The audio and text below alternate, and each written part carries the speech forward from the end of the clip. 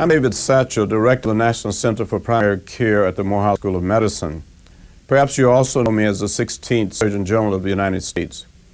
We developed this program in cultural competence at the National Center for Primary Care because of our concern for the importance of culture in providing quality of care with dignity and respect to all people. As we become more diverse as a nation, this diversity provides unique opportunities and challenges, especially the challenge of eliminating disparities in health.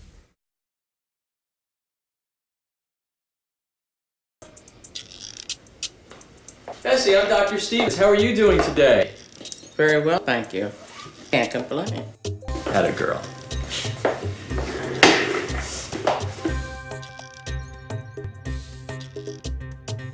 Dr. Stevens is a well-trained, highly motivated, and much admired physician. He is well aware that the outcome from whatever treatment he prescribes is influenced by the quality of the relationship he develops with each patient. So he tries to make a connection from the moment he enters the examining room. Bessie, I'm Dr. Stevens. How are you doing today? Black-white encounters are greatly influenced by the history of racism in the United States. Can you find 3 things Dr. Stevens did or said that might have caused offense?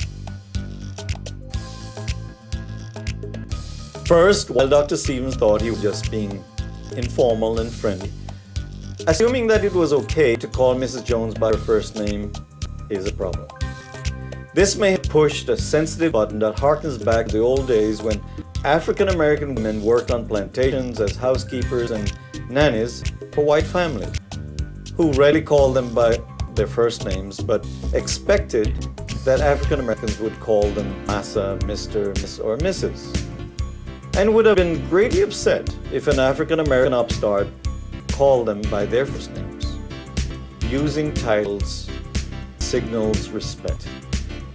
For Mrs. Jones, being shown respect is the critical issue in this encounter with no need for shallow intimacy.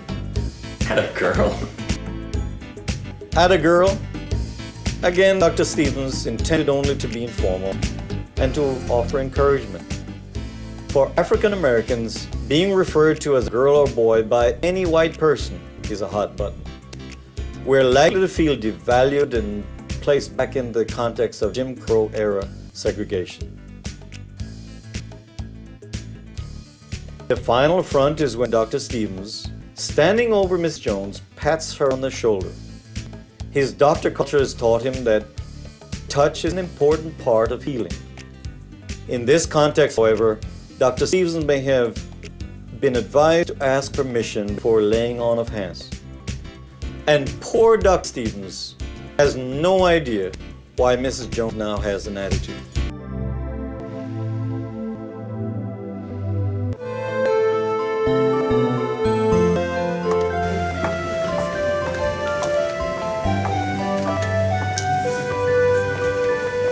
Es increíble todo el trabajo que hemos tenido ahora. Sí, en esta mañana yo he visto 17 pacientes. Yo estaba muy ocupado. 17. You hear them yamming in Spanish? Do they think we can hear them? Probably talking about us. They ought to be a rule. Speak English. It's America for crying out loud. Es que es demasiados pacientes a la vez. Mira, esas pobres enfermeras han estado trabajando todo el día. No es posible, es demasiado trabajo. Esto está de locura. Esto está de loco. Yo creo que Loco? Think they crazy. Loco? I'm gonna loco him right upside his head if they don't stop talking about us.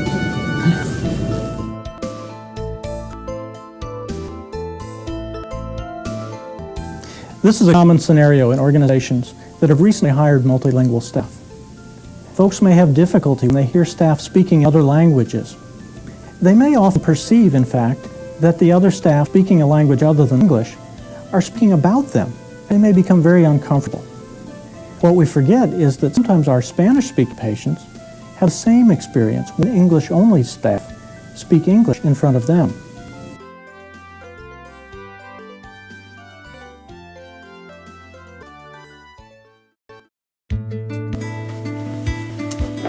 Hey, John. Busy morning. I heard you saw 17 patients. Yeah, I've been kind of busy. I've seen a few flu cases and a few rashes.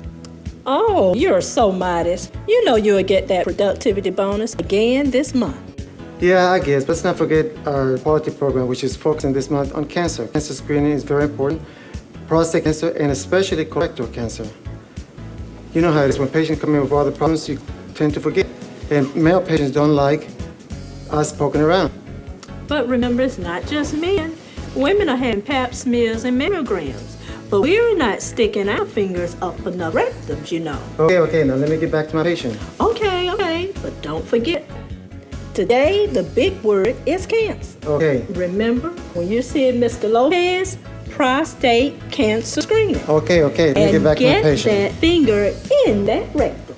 Remember, cancer. ¿Cómo estás? Muy bien, perfecto, no necesito nada.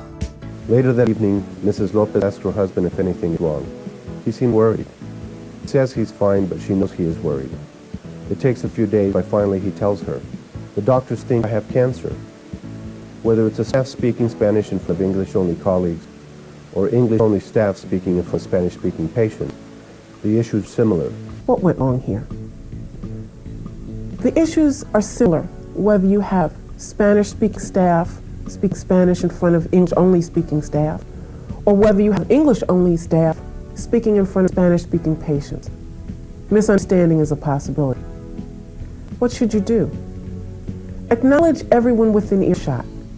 Explain why you're speaking whatever language you are, and carefully explain the background of what you were saying.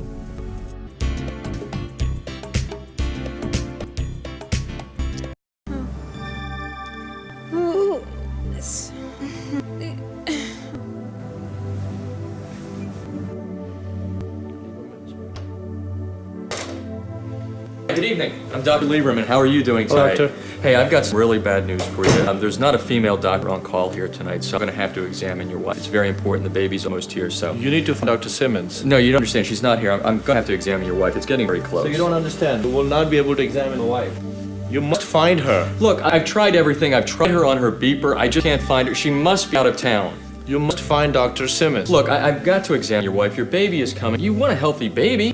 You're not touching the wife. No, I understand. I will be very, very respectful. I've done this 100 times. I delivered 100 babies. Time is critical right now. We've got to do all we can to keep your baby healthy. I've trained in the best hospitals in America. Call the administrator. No, you don't understand. Your wife, your baby. Yes, my wife, my baby, my responsibility. You don't understand that. No, I'm hearing you, and I respect everything that you're saying, but this baby is going to come whether you say so or not. We have got to take care of your wife. I must examine her. Don't you want a healthy wife and a healthy baby? Please, be leaving. Let's go, be leaving. Excuse me, let's go. What would you do in this situation? A, transfer the patient to another hospital 30 miles away where female OB resident is available to deliver the patient? B, do you let labor and delivery nurse, an RN, not a midwife or nurse practitioner, deliver the baby with the male obstetrician giving instructions from behind a curtain? C, do you express empathy and regret the hospital is unable to meet their needs, but insist that the male doctor is the only competent one to deliver her baby? Or D, do you diplomatically take the husband from the room and try to talk separately with the patient to see if she can make a decision that would help you out of this scenario? None of these are good options. You should have talked to the patient and her husband early on in a prenatal care. Discuss what issues will be important for you at delivery. Discuss on-call arrangements so that they understand that the female obstetrician who's been caring for the patient may not be the one to be there at delivery. The baby will be born, one way or another, without or with the doctor's help. But in this situation, all, the doctor, husband, the wife, and the baby, will suffer unnecessarily.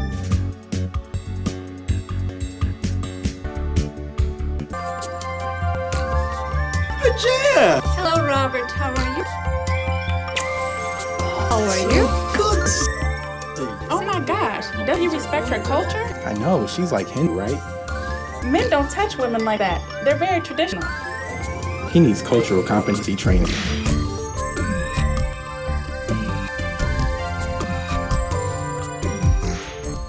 This patient and doctor remind us that culture alone does not define us.